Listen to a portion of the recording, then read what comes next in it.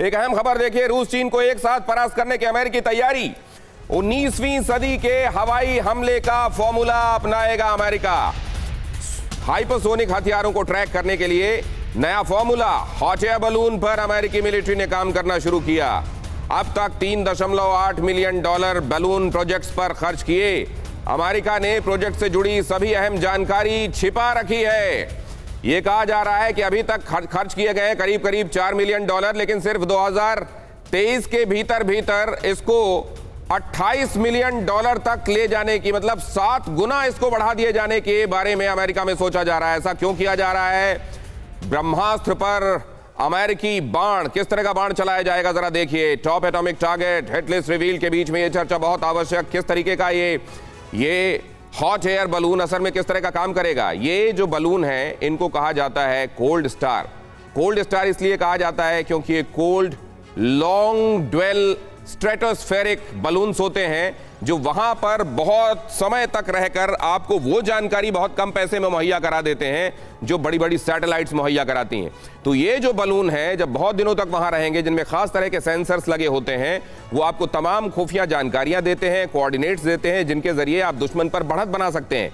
ये बलून इस लिहाज से बेहद अहम है कि जहां आपको एक खास इंफ्रारेड सैटेलाइट के जरिए आपको ये सब ऑपरेशन करने में करीब करीब $2.25 बिलियन लगते हैं, वहीं पर ये सीधे करीब $1 लाख अमेरिकी में हो जाता है। तो उस हिसाब से बहुत कम होता है। और कौन बेहतर होगा पीके श्रीवास्तव के अलावा कि वो बताएं कि ये क्या दूसरों के पास नहीं है, सिर्फ अमेरिका के पास है, और कितना एज मिलता है इससे अमेरिका को। इससे एक बहुत खास बात है जो मैं कहना चाहूंगा आपके दर्शकों को। सबसे बड़ी बात इसकी यह है कि जो स्टैटिक बैलून स्ट्रेटोस्फेयर में रहते हैं उनसे ब्लाइंड जोन्स नहीं होते हैं। अदरवाइज ब्लाइंड जोन्स को कवर करने के लिए हमें सैकड़ों सैटेलाइट्स के डेटा को कलेक्ट करके, मतलब बीच में कुछ आ जाए और आपको अवरुद्ध हो जाए सिग्नल। सैटेलाइट्स जो है चक्कर मारते रहते हैं, इसलिए उनके एक पर्टिकुलर टाइम में उनकी शैडो वहां आती है जहां से वो कैप्चर कर सकते हैं इंफॉर्मेशन को।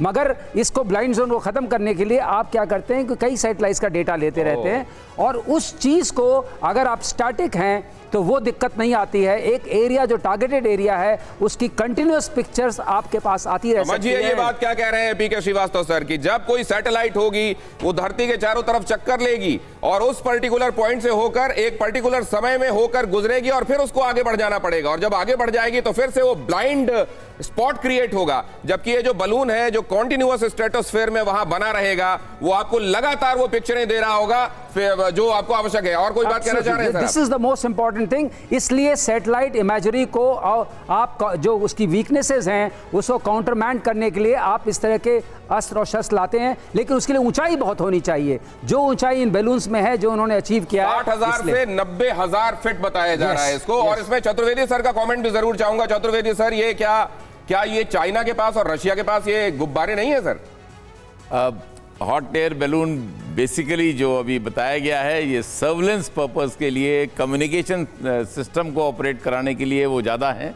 क्योंकि सैटेलाइट जो है जब अपने ऑर्बिट में घूमता है तो उस जगह जहाँ पे आपका एरिया ऑफ इंटरेस्ट है वहाँ पहुँचने में उसको समय लगता है, और एक्यूरेसी बढ़ाने के लिए अगर आप नीचे लाएंगे तो उसका ड्यूरेशन कम हो जाती है। तो ये सब चीज़ों को आप उसको अगर ठीक से करेंगे तो ये कॉम्प्लीमेंट्री है टू द सैटेलाइट सिस्टम। ये एक आपके पास है जो कि अगर सैटेलाइट नहीं काम कर रहा है तो कम से कम हॉट एयर बलून आपको इंटेलिजेंस देगा, एक्यूरेसी देगा जगह की क्या है, और इवन एंगेजमेंट के लिए भी यहाँ से सेंसर्स वगैरह यूज़ किए जा सकते हैं। तो ये बेसिकली हॉट एयर बलून का पर्पज़ है। ये तमाम तरह के इन्वेंशंस और इनोवेशंस चलते रहते हैं। पहले ये टूरिस्ट के लिए यूज होते थे, आज वॉरफेयर के लिए यूज होने लगे। ये हॉट एयर बलून जिसको कोल्ड स्टार कहा जाता है, उसकी खासियत अभी आपने एक्सपर्ट से समझी, लेकिन बात और आगे कहां जा रही है? यात्राओं पर एक दूसरे की निगाहें हैं। अगर बाइडेन कहीं जा रहे हैं तो पुतिन बहुत इंटरेस्ट के साथ देख रहे हैं, और अगर पुतिन ये फैसला करते हैं कि ईरान जाना है तो अमेरिका अचानक इसको लेकर बहुत ज्यादा सेंसिटिव हो जाता है।